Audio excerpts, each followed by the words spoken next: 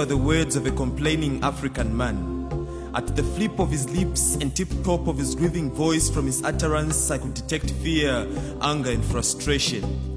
And he was like, "Look at the number of our forefathers who died before us with the strife of their sacrifices for this land's precious prices. They survived the apartheid, they endured the racism and all sorts of hardship that the white man could offer. And for that reason, we don't forget, we always remember, we always look back at their scars, their bleeding gums and disfigured palms. We always remember, we always look back at their teared up tears out of tear gases and bullets, their pain with a sticky bloody stain. We always remember, we always look back at our history, the long walk Mandela story, our culture, the Nkosi Sigelele Africa, and the brutal strength of the white man's regime.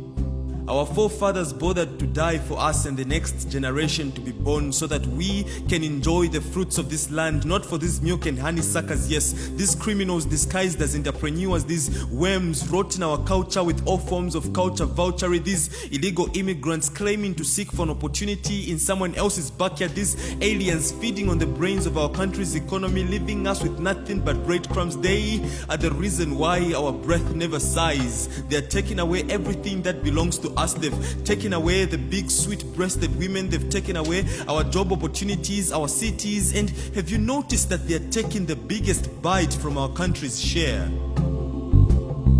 At first it was calm before this man spoke. The lions were asleep, the tornadoes, the cyclones, the storms were calm, and the sky was clear with a soothing breeze.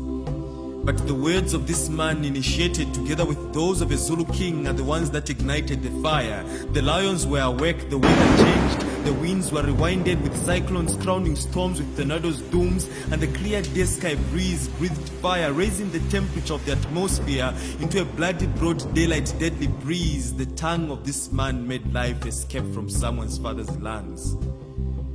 The child was probably in Nigeria, hoping that one day its father may unlock the door with its Christmas gift, but it never happened. It never happened because the father's head was chopped off, the leaves were broken, the fingers chopped off the streets, the dead body laid in tires and set on fire, the shop rooted from the roots, goods booted and stolen, and yet the police just folded their arms as they crack a joke at the death of someone's father, uncle, or brother.